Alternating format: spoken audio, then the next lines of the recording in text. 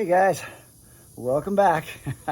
It's another weekend. It's turned out that with school in session that it's going to be pretty hard for me to do work on the vehicles while school's going. So I'm going to be spending the weekends out here, which is wonderful. I love it. So let me catch you guys up on where I am. Last time we left off, I was trying to get those brackets for the rear shocks mounted up there, and I was running into a little bit of problems. So thanks for some of my students helping me out, and I'll show you what we've done. All right, one of my really good friends was kind enough to come over, and he helped me up. You guys can see this bracket's in, and it's flush on the back side. I'll explain that in just a second. And then over on this guy, hey, it's in. Look at that.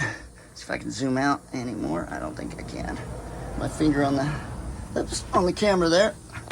It's like I'm zoomed out as far as I can go. Zoom in, zoom out. All right. So there we go. It's attached. So one of my good friends came over, Ryan, and he and I were talking, and I explained to him, that I wanted to heat up the sides of this guy or cut it down and then move everything over and then re-weld it and stuff. And he said, well, hold on just a second. And he is a extraordinary fabricator. So he taught welding at our high school for years, and now he's at the local JC, and he's just a stud of a guy, really cool. So he came over here, and hopefully one of these days I'll be able to go over and show you guys. He's got two C10s, and one of his C10s, little truck, I want to do a special on, just kind of show you guys what he's done. He's got a full QA1 coilover setup on it. It's pretty sick. But anyway, I digress. So this guy right here, what I ended up doing was Ryan came in here, and what he did was he hooked the bracket up to the strut, then pulled the strut down, and with the strut on the bracket was able to get it to fit, and it actually did fit. So I didn't have to cut anything out or heat anything up and move it. Once I did have to move this side because the bracket itself, the two side walls of the bracket were too tight, were too close. So once I spread that out, which I'd done before in the last video, Ryan got it all taken care of. And so today, this morning, I went in and I cut out this piece right here. Ryan actually cut a little bit, and then I continued and cut a little bit more and ground it down so there weren't any sharp pieces. Don't have to worry about any binding or anything like that.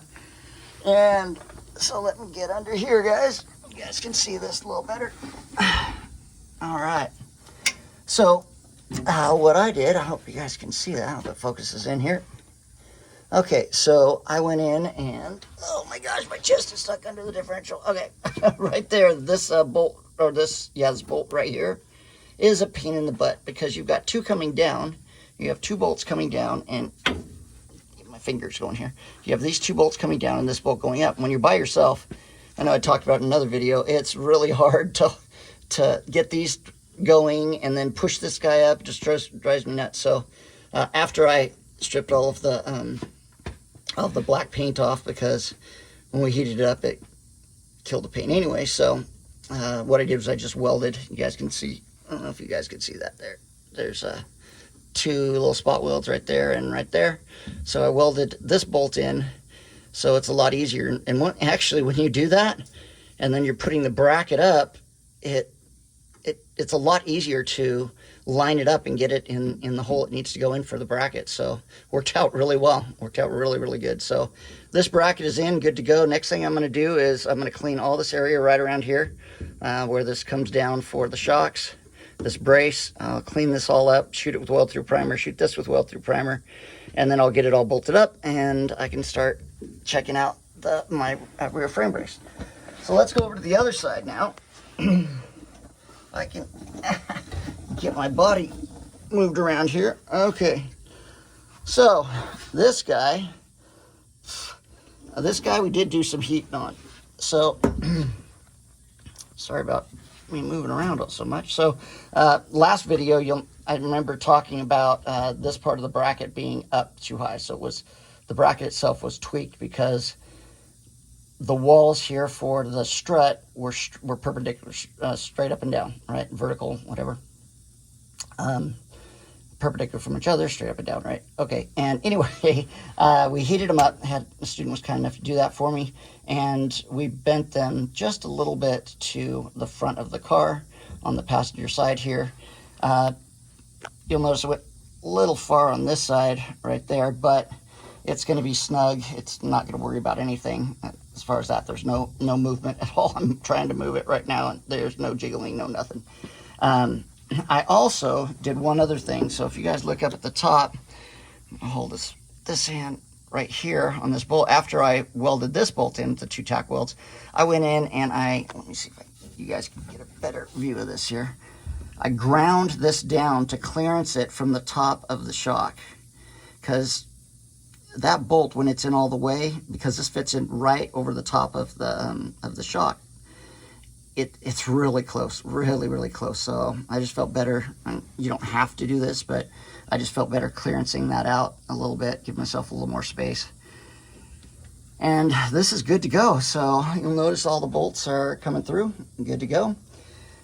So the next thing I'm going to do now is I'll just grind all this stuff down here, or clean this off with those purple cleaning discs, and then I'll shoot this with weld-through primer. I'm going to take the brackets out, shoot them with weld-through primer. And then I'll bolt everything up. I might put 2 little stitches, one right here, once I bolt everything up, one on this side, and the same on the top.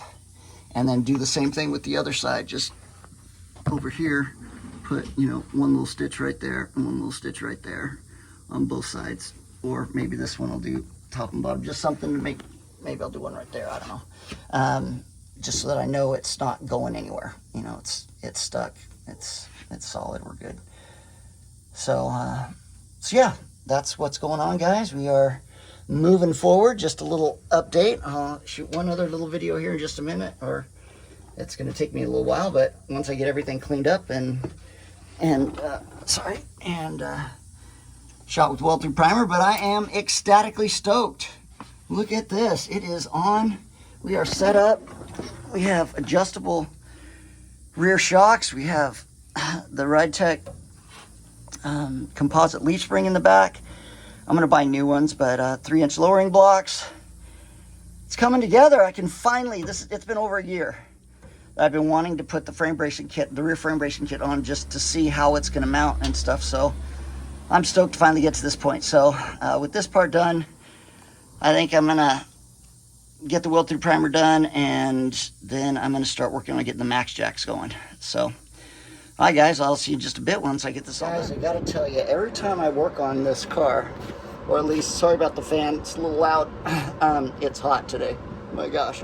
Every time I work on this car, I am, look at this, pristine. I clean up some of the metal, and it's just,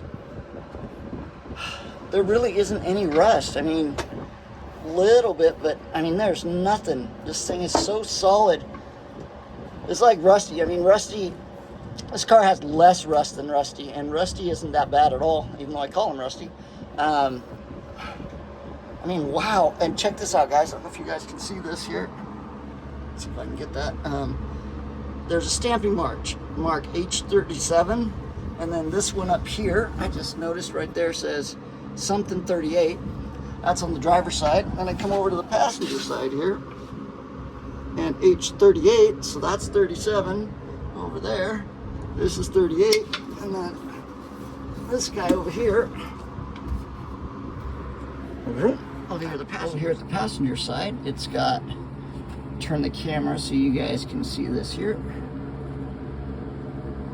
H41. That's pretty cool. I guess this car had H, everything was H. I don't know. You tri-fi guys that are really well versed and working on these will understand that, I guess, but how cool is that? I just had to show you guys this. I mean, that is, I mean, look at the metal. Look at it. I mean, that is, wow. I wanted to show you before I shot the primer. I'm going to shoot some weld-through primer on it, but yeah, that is just so cool. Weld-through primer just where the plates are going to go. The rest of it's going to get self-etching primer until we can get it powder coated. with the marine primer. That is looking so good. My gosh, look at that. I'm just, the simple things, I tell you, the simple things. Okay guys, so this is it. Got it all done. The brackets are on. Got the weld through primer on. I'm not too thrilled with the weld through primer. I'll tell you guys about that in just a minute, but yeah, here we go. That's what it's looking like. Finally got these guys on. They are mounted. Like I said, I'll put a couple little stitches, little welds on here, and then when we get the body powder coated, I'll have these guys powder coated with them, so they'll be on there. The other side, this was the side was giving us fits. This guy is done and all dialed in, so there's the shock end coming all the way up. There we go. All right, pretty stoked. Oh man, it's taken a while. It's so nice to get to this point though. Now I can move forward with the bracing for the frame and get the chassis done, which will be fantastic. So let me show you guys something here real quick, if I can reach up and grab it. If it's up here right now. Okay, so this guy sucks. 3M weld through primer. It's expensive, and I bought it one time and it did this. It blew up this the nozzle on it. You push it down, it works, fine the first time. Then you set it down for 5 minutes, pick it up, and the stupid thing blows up. Full. It's full of weld through primer. Can't use it. It like just shoots out of the top. So I'm gonna have to pop a hole in the can and drain it into a glass jar or something, and then use it that way. But yeah, really irritated with this. So if you buy this second time, like I said, fool me once, shame on you. Fool me twice, shame on me, I guess. But oops, sorry, I guess my light's messing with it there. Sorry. I just thought it's 3M. I've trusted 3M. It's 05917 weld through primer 2, or weld through 2. You guys can see that, weld through 2. Weld through with weld THRU with the Roman numeral 2. This thing sucks. It totally sucks. But anyway, with that being said, guys, we are done. I am extremely happy. Oh, for those of you guys, if I haven't shown you guys what the HPI Customs frame bracing kit looks like from underneath once the body's on, there is clearance. If you can see, it doesn't rest right on the body, and the transmission hoop that goes right there is going to sit in perfect place. It looks really good. I'm excited to see how this car's going to run. I hope my dad enjoys it. Dad, if you're watching this, I hope you like this. We are moving forward with the project. All right, guys, thanks for checking out. Please like and subscribe to Half Rod's Builds. Go over to his channel and check it out. Montana Garage. Restoring Christine, like I said, it's another good one. Dan's Tri-5s. Rusty wrenches for C10 stuff. All the other good stuff, guys. Go check them out, and we'll see you guys next weekend.